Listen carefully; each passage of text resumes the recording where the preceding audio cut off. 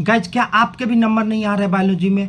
क्या आपके भी अच्छे से बायोलॉजी रिवाइज नहीं हो पा रहे हैं? क्या आपके भी बायोलॉजी पढ़ने में वो चीज़ हाईलाइट नहीं कर पाते हैं जो इम्पोर्टेंट है?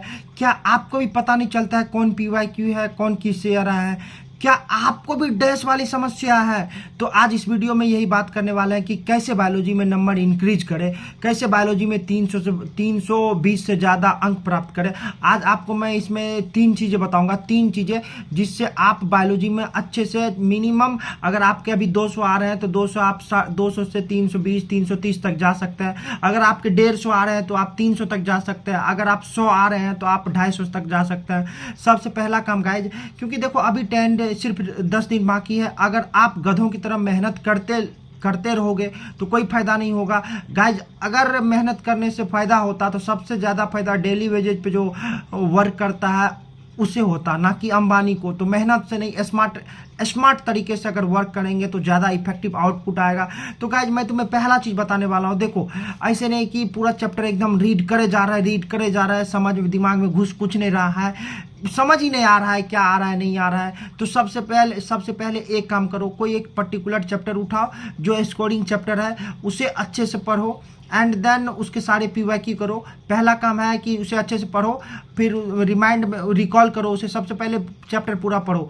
अगर एक बार आप पढ़े हो तो आपको दोबारा पढ़ने में कोई आसानी नहीं, ज्ञान हार्ड नहीं लगेगा। तो एक बार पढ़ो, फिर उसे आंख बंद करके पूरा रिकॉल करो। अगर रिकॉल करने से 60 से 70% भी तुम रिकॉल कर पा रहे हो तो तुम्हारा चैप्टर कमांड हो चुका है। अब तुम्हें सिर्फ क्वेश्चन प्रैक्टिस करना है। दूसरा चीज, कहीं अल्टरनेट सोर्स से, मॉड्यूल से या एक्स्ट्रा कोई स्टडी मटेरियल से या किसी भी टेस्ट सीरीज से जो ऐसे एकदम बेवजह हो वहां से क्वेश्चन प्रैक्टिस करने मत लग जाना। सबसे पहला अभी तुम्हारा प्रायोरिटी है कि पीवाईक्यू करना। पहले वो पूरा चैप्टर पढ़ो, उसे रिकॉल करो। रिकॉल करने के बाद अगर 60-70% रिकॉल हो रहा है तो उसके बाद तुम पीवाईक्यू लगाओ।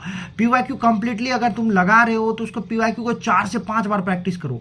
4 से 5 बार इतने अच्छे से पीवाईक्यू प्रैक्टिस करो कि अगर उस पीवाईक्यू से एक भी सवाल आए तो तुम्हारा क्वेश्चन कभी गलत ना हो। हर साल होता है कि ऑलमोस्ट 60% सवाल पीवाईक्यू बेस रहता है, उसी से ऊपर नीचे रिलेट करके रहता है, उसी टॉपिक से रहता है। अगर जिस टॉपिक से पीवाईक्यू आ चुका है उसे एकदम अच्छे से पढ़ाई करना।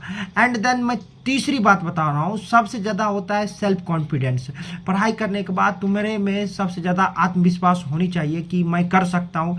मैंने ये चैप्टर पढ़ा, मान लो तुमने मॉर्फोलॉजी इन फ्लावरिंग प्लांट ही पढ़ा, मैंने ये चैप्टर इतने अच्छे से पढ़ा, इसका अगर सवाल आए तो मैं बना दूंगा, 100% बना दूंगा। अगर तुम्हारे अंदर ये सकारात्मक ऊर्जा भरी रहेगी तो तुम्हारे सामने वही सवाल आएंगे जो तुम पढ़े हो। अगर तुम्हारे अंदर सकारात्मक ऊर्जा रहेगी तो तुम वही चीज़ फेस करोगे जो तुम कर सकते हो। अगर तुम्हारे अंदर नकारात्मक चीज रहेगी तो ऐसा सवाल आएगा तुम्हारे सामने, तुम उसे छू भी नहीं सकते हो, स्किप करके ही जाना पड़ेगा। तो गाइज मैं यही बताना चाहता हूँ कि ऑलवेज पॉजिटिव रहो, think positive, be positive and तुम्हारा each and every work positive होगा। अभी से ही सोच लो भाई मेरा सिलेक्शन होगा नीट में, तुम्हारा सिलेक्शन 100% होगा। 100% तुम्हारा सिलेक्शन 100% होगा। इसी सिलेक्शन के लिए 1 लाइक तुम कर दियो, 1 लाइक मैं कर दूंगा और सब्सक्राइब भी कर दियो। तो मिलते हैं दूसरे वीडियो में, बाय बाय।